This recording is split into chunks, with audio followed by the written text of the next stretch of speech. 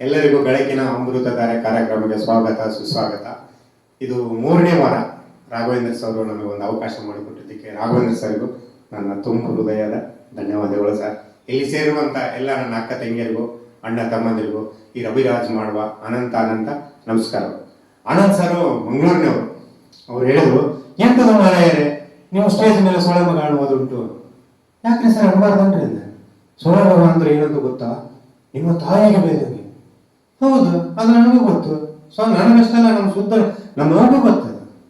ಯಾಕಂದ್ರ ನಮ್ಮ ಉತ್ತರ ಕರ್ನಾಟಕದಾಗ ಈ ಸೊಳೆ ಮಗನ ಬೇಡಲಾದ್ರೆ ಅದು ಹೊಗಳಿಕೆ ಅದು. ಪಾಪ ಅವ್ರಿಗೆ ಗೊತ್ತಿಲ್ಲ, ಬಹಳ ಸೂಕ್ಷ್ಮ ಜನ ಈ ಮಂಗಳೂರಿನವರು. ಈಗ ನಾವು ಉತ್ತರ ಕರ್ನಾಟಕದ ನೋಡ್ರಿ, ನಾವು ಮುಂಜಾನೆ ಬಿತ್ತಾಕ ಹೋಗಕ್ಕ ನೀರ್ ಹಸಕ್ ಹೋಗಕ್ಕ ಟೈಮ್ ಇರೋದ್ರ ನಮಗ. 4 ಗಂಟೆ 3 ಗಂಟೆ 5 ಗಂಟೆ ಯಾವಾಗ ಹೆಸರಾಗತ್ತ ಹೊರಟ್ಬಿಡ್ತೀವಿ ನಾವು. ಈಗ ನಮ್ ಗೆಳೆಯ ರಾತ್ರಿ ಹೇಳಿರ್ತಾರ, ಇಲ್ಲಿ ಮುಂಜಾನೆ ಬಿತ್ತಾಕ ಹೋಗ್ಬೇಕು, 5 ಗಂಟೆಗೆ ರೆಡಿ ನಾ ಬರ್ತೀನಿ ಅಂತ ಹೇಳಿರ್ತಾನೆ. ಆಯ್ತಪ್ಪ ಅಂದಿರ್ತೀವಿ ನಾವು. ಅವ್ನು ಮುಂಜಾನೆ 5 ಗಂಟೆಗೆ ರೆಡಿಯಾಗಿ ನಮ್ಮ ಮನೆ ಹತ್ರ ಬರ್ತಾನೆ. ಅವಾಗ ನಮ್ಮ ಅಂಗಳ ಕಸ ಬಿಡ್ಸಕತ್ತಿರ್ತಾನೆ. ಅವ್ನು ಖುದ್ದು ನಮ್ಮ ಅವನ ಕೇಳ್ತಾನೆ, ಎದ್ದಿಲ್ಲ ಸೊಳಮಗ ಅಂತೇಳಿ. ಅದಕ್ಕೆ ನಮ್ಮ ಅವನ ಬೇಯ್ತಾಳಕ್ಕಿ, ಅವ್ನು ಬೇಯಲ್ಲಕ್ಕಿ. ನೋಡಪ್ಪ ನೀನ್ ಬಾಳವಂತ, ಮುಂಜಾನೆ 5 ಗಂಟೆಗೆ ರೆಡಿ ಆಗಿ ಬಂದಿ ನೀನು, ಅವ್ ಇನ್ನೂ ಮಲ್ಕೊಂಡಾನ, ಅವ್ನ ಮುಗುಳಿ ಮೇಲೆ ಒತ್ತು ಎಬ್ಸ್ಕೊಂಡು ಹೋಗ ಉದ್ ಸೊಳ ಮಗನ ಅಂತ ಹೇಳ್ತಾನೆ. ಇದಕ್ಕಿನ ಬೇಕನ. ಇನ್ನ ನಾನು ಇಲ್ಲಿ ಬೆಂಗಳೂರಾಗ ಬ್ಯಾಚಲರ್ ಇದ್ದಾಗ ರೂಮ್ ಮಾಡ್ಕೊಂಡಿದ್ವಿ. ನಾವು 4 ಜನ ಇದ್ವಿ, ಬೇರೆ ಬೇರೆ ಕಡೆ ಇದ್ವಿ. ಗೌರಿಬಿದನೂರು, ಈ ಮಂಡ್ಯದವರು, ಮಂಗಳೂರಿನವನು ಹೋಯ್ತ. ನಾವು ಮುಂಜಾನೆ ನಾಶ ಮಾಡ್ಬೇಕು, ನಾನು ಮಾಡ್ಬೇಕಾಗಿತ್ತು. ಉಳ್ಳಾಗಡ್ಡೆ ಇರಲಿಲ್ಲ, ಈ ಉಳ್ಳಾಗಡ್ಡೆ ಹಣ ಗೊತ್ತಿಲ್ಲ, ಈರುಳ್ಳಿ ಇರ್ಬೇಕಿಲ್ಲ.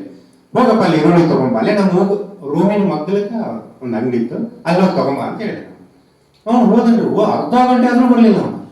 ನಾನು ಎಲ್ಲಿ ಹೋದ ಇವನು ಅಂತ ಅನ್ಕೊಂಡು ಸುಮ್ಮನೆ ಕೂತಿದ್ದೆ. ಬಂದು ಅರ್ಧ ಗಂಟೆ ಮೇಲೆ ನಾನು ಅವ್ನು ಕೇಳಿದೆ, ಎಲ್ಲಿ ಹೋಗಿದ್ದು ಮರ, ಇಲ್ಲೇ ಮಗ್ಗಲ ಕೈ ಇಟ್ಕೊಂಡು ನೀನು ಎಷ್ಟೊತ್ತಾಯ್ತಲ್ಲ ಅಂತ.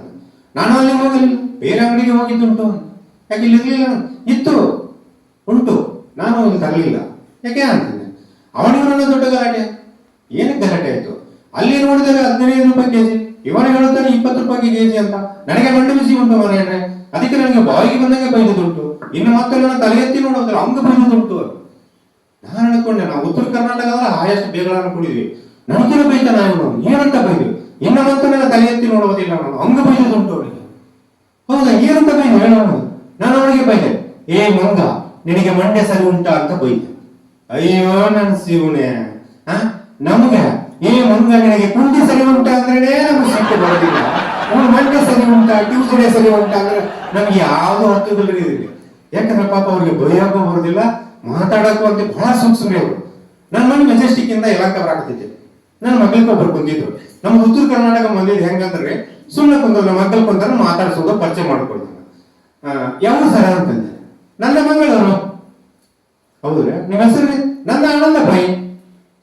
ಈ ಕಡೆ ಹೊಂಟಿರಿ ಸರ ಅಂತ. ನಾ ಯಲಹಂಕ ಹೋಗ್ತೇನೆ. ಹೌದು, ಮದುವೆ ಆಗಿದೆಯಾ? ಆಗಿದೆ. ಮಕ್ಕಳಿದಾರ? ಇದಾರೆ.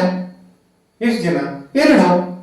ಗಂಡ ಅಲ್ಲ, ಹೆಣ್ಣ ಅಲ್ಲ, 2 ಅನ್ನಂದ. ಹೌದು. ಒಗ್ಗೋ ಇವನು ಅಲ್ರಿ, ನಾನೊಂದು ಕೇಳಿದ್ರೆ ಅವ್ರೊಂದು ಹೇಳಿದ್ರೆ ಮಾತಾಡಕ್ ಚಂದ್ರಿ. ನಾವು ಏಟ್ ಕೇಳ್ತೀವಿ ಅಷ್ಟೇ ಹೇಳಿಬಿಟ್ರು. ಈ ಮೊನ್ನೆ ನಾನು ಹುಬ್ಬಳ್ಳಿಯಿಂದ ಬಾಗಲಕೋಟೆ ಹೊಂಟಿದ್ದೆ. ಬಿಜಾಪುರ ಬಸ್ ಹತ್ತಿದೆ. ನನ್ನ ಮಗಳು ಮೊದಲು ಕೂತಿದ್ದ. ಎಲ್ಲಿ ಹೊಂಟು ಅಂತ ಇಷ್ಟೇ ಕೇಳಿದ್ರಿ. ನಾನು ಆತನ ಬಿಜಾಪುರ ಹೊಂಟೇನಿ. ಯಾಕಂತ ಕೇಳು, ನನ್ನ ಮಗಳನ್ನ ಅಲ್ಲೇ ಮದುವೆ ಮಾಡ್ಕೊಟ್ಟೇನಿ. ನಮ್ಮ ಮನೆಯ ಸುಳ್ಳು ಹೇಳಿ ಲವಾಡ್ ಸೋಳ ಮಗ, ಸುಳ್ಳು ಹೇಳಿ ಮದುವೆ ಆಗ್ಯಾನ ಅವನು. ಅಷ್ಟ್ ಫಲ ಐತಿ ಇಷ್ಟ ಫಲ ಐತಿ ಅಂತೇಳಿ ಕೆಲಸ ಇಲ್ಲ, ಕಾರ್ಯ ಇಲ್ಲ, ಮನ್ಯಾಗ ಕುಂತಾನ. ಐಸ್ಪೇಟ್ ಆಡಕ್ ಬರ್ಕಂತಾನಂತ, ಮಕ್ಕಳ ಮನ್ಯಾಗ ಹೋಗಿ ಕುಂದಿರ್ತಾನಂತ. ಯಾವಾಗ ಹತ್ರ ಅದು ನನಗೆ ಗೊತ್ತಾಗೈತಿ.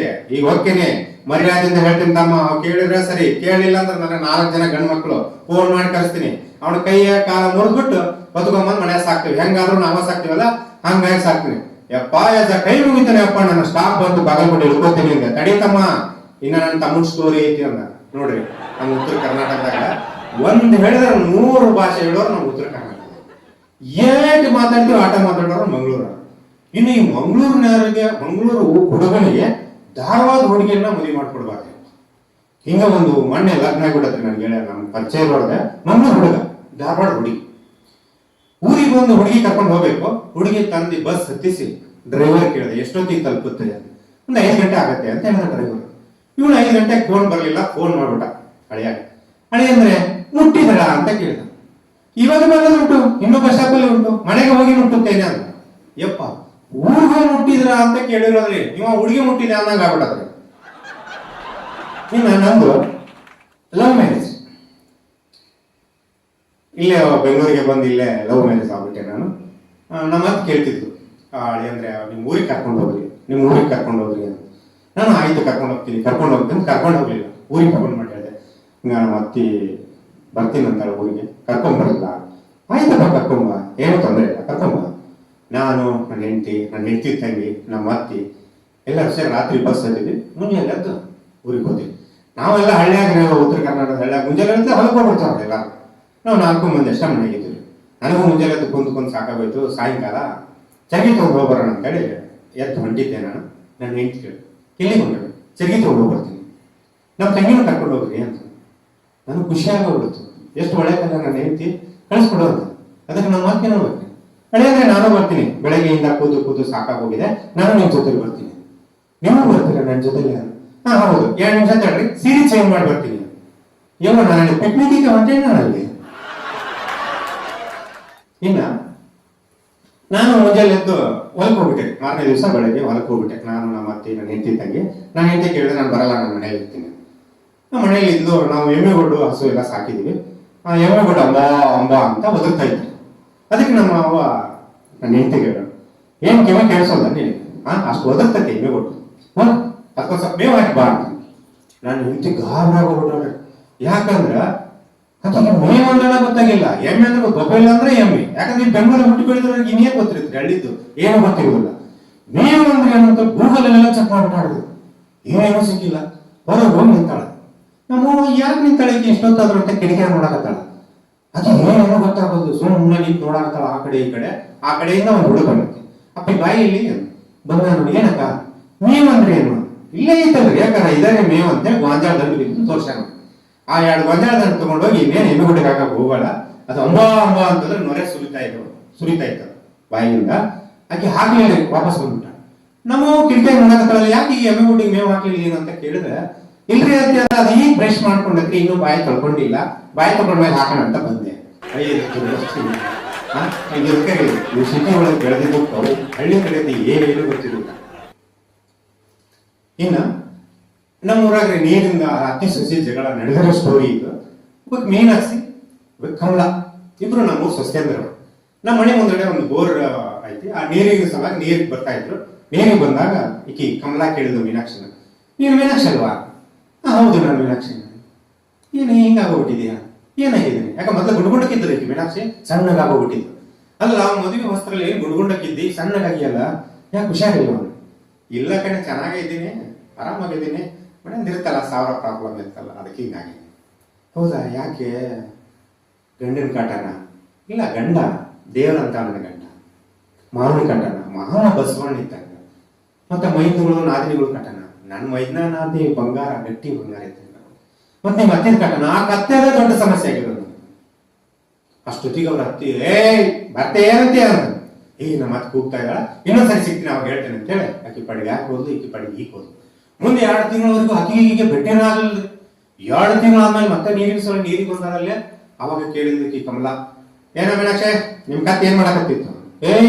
ಯಾರಿಗಂತಿ ನೀನು ಇದ ಅಂದಿ? ಇನ್ನ ಮೊನ್ನೆ ಅಂದ್ರು ನಮ್ಮ ಅತ್ತೆ ಬೇಕಿ.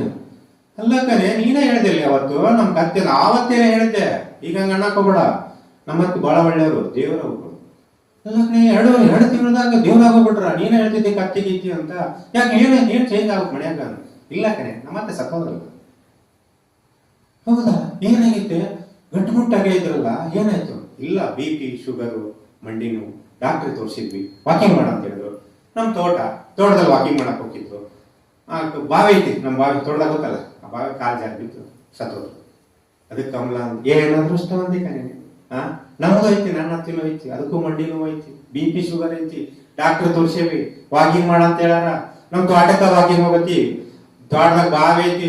ನಮ್ಮ ಅತ್ತೆ ಬಹಳ ಹುಷಾರ್ ಕಣೆ, ನಿಧಾನ ಹೋಗಿ ನಿಧಾನ ಬರ್ತಾಳೆ. ಏನ್ ಮಾಡ್ಲಿ ಮೀನಾಕ್ಷಿ, ನನ್ನ ಹಣೆ ಬರ ಸರಿ ಇಲ್ಲ. ಅದಕ್ಕೆ ಮೀನಾಕ್ಷಿ ಹೇಳಿದ, ತಂಗಿ ಹಣೆ ಬರ ಸರಿ ಐತಂತೆ ಸುಮ್ಮನೆ ಕುಂದಿರ್ಬಾರ್ದು, ನಮ್ ಪ್ರಯತ್ನನೂ ನಾವು ಮಾಡ್ಬೇಕು ಅಂತ. ಅಪ್ಪ ಮತ್ತೆ ಯಾರ ಪ್ರಯತ್ನ ಮಾಡಿಬಿಡಿರಿ, ನಾ ಯಾವಾಗ ಕಾರ್ಯಕ್ರಮ ಬರ್ತಾ ಇರ್ತೀನಿ, ಹಿಡಿದು ಓದ್ತಿದ್ದಾರೆ, ಇದ ನನ್ನ ಮಗನ ಹೇಳಿರೋದು ಅಂತೇಳಿ. ಇನ್ನು ಎಲ್ಲರಿಗೂ ಹೇಳ್ತೀನಿ ನಾನು, ಮಕ್ಕಳಿದ್ರಿಗೆ ಯಾರು ಏನು ಮಾತಾಡ್ಕೋಬೇಡ. ಯಾಕಂದ್ರೆ ಬಹಳ ಡೇಂಜರ್. ಮಕ್ಕಳಿದ್ರಿಗೆ ಮಾತಾಡಿದ್ವಿ ಅಂದ್ರೆ ಅವು ಮನಸ್ಸಲ್ಲೇ ಇಟ್ಕೊಂಡಿರ್ತಾವ. ಮೊನ್ನೆ ನನ್ನ ಮಗಳು ಸಮೃದ್ಧಿ ಅದು ಕೆಳಗಡೆ ಕಾರ್ ಪಾರ್ಕಿಂಗ್ನಾಗ ಆಟ ಆಡ್ಸಕತ್ತಿದ್ದೆ. ಒಂದು ಬಾಲ್ ತಗೊಂಡು ಆಟ ಆಡ್ಕೊಂಡು ಕೂತಿದ್ವಿ. ಪಕ್ಕದ ಮನೆಗೆ ಇಲ್ಲೇ ಮದುವೆ ಹೊಂಟಿದ್ಲಂತ ರೆಡಿಯಾಗಿ ಬಂದು, ರವಿ ಅವರೇ ನಾನು ಮದುವೆಗೆ ಹೋಗ್ತಾ ಇದ್ದೀನಿ, ಹ್ಯಾಕ್ ಕಾಣಿಸ್ತೀನಿ ಅಂತ. ನಾನೇನಂದ್ರೆ ಅಪ್ಸರೆ ತರ ಕಾಣಿಸ್ತೀರಾ ಅಂತ. ಸುಮ್ಮನೆ ಆಗೋಯ್ತು, ಅದು ಏನು ಗೊತ್ತಾಗಲಿಲ್ಲ. ಮುಂದೆ ಒಂದು 2-3 ದಿವಸ ಆದ್ಮೇಲೆ ನಾನು ಹೆಂಡತಿ ಮಗಳಿಗೆ ಓದಿಸ್ಬೇಕಾದ್ರೆ ಅದು ಅಪ್ಸರೆಯರು ಅಂತ ಏನೋ ಒಂದು ಬಂದೈತೆ ಸನ್ನಿವೇಶ. ಅಪ್ಸರೆಯರು ಸ್ವರ್ಗದಲ್ಲಿ ಇರುತ್ತಾರೆ ಅಂತ ಬಂದಿತ್ತು. ಅದಕ್ಕೆ ಹೇಳಿದಾರೆ ಅಪ್ಸರೆಯರು ಸ್ವರ್ಗದಲ್ಲಿ ಇರುತ್ತಾರೆ ಅಂತ ನಾನು ಹೆಂಡತಿ ಹೇಳ್ಬೇಕು. ನನ್ನ ಮಗಳು ಕೇಳೋಳೆ, ಮಮ್ಮಿ ಅಪ್ಸರೆಯರು ಸ್ವರ್ಗದಲ್ಲಿ ಇರ್ತಾರೆ? ಹೌದಮ್ಮ. ಮತ್ತೆ ಪಕ್ಕದ ಮನೆ ಆಂಟಿ ಇಲ್ಲೇ ಅದಾಳೆ, ಅದೇ ಭೂಮಿ ಇದ್ದಂಗೆ ಇದ್ದದು ಅಪ್ಸರಿನ ಆದವು. ಮತ್ತೆ ಮನೆ ಗಾಡಿ ಹೇಳ್ತಾ ಇದ್ರು ನೀನು ಅಪ್ಸರಿ ತರ ಇದೀಯ ಅಂತ. ಹೌದಾ, ಹಂಗಂದ್ರ ಇವತ್ತು ಕಳಿಸ್ತೇನೆ, ನೀವು ಪಕ್ಕದ ಮನೆಗೆ ನೀವು ಡ್ಯಾಡಿನ ಕಳಿಸ್ತೀವಿ ಸ್ವರ್ಗಕ್ಕ. ಅದಕ್ಕೆ ನನ್ನ ಮಗ ಫೋನ್ ಮಾಡಿ ಹೇಳಿದ್ರಿ, ಡ್ಯಾಡಿ ಮಣಿ ಬರ್ಬೇಡವ, ದೊಡ್ಡ ಗಲಾಟಿನಾಗ ಹೋಗುತ್ತಂತ. 1 ವಾರ ಮಣಿ ಬರ್ಲಿಲ್ಲ. ಮತ್ತೆ ಎಲ್ಲ ನೀವು ನಗಲಿ ಅಂತ ನಾನು ತಮಾಷೆ ಮಾಡಿದೆ. ಇದರಲ್ಲಿ ಏನಾದರೂ ತಪ್ಪಿದ್ರೆ ದಯವಿಟ್ಟು ಕ್ಷಮೆ ಇರಲಿ.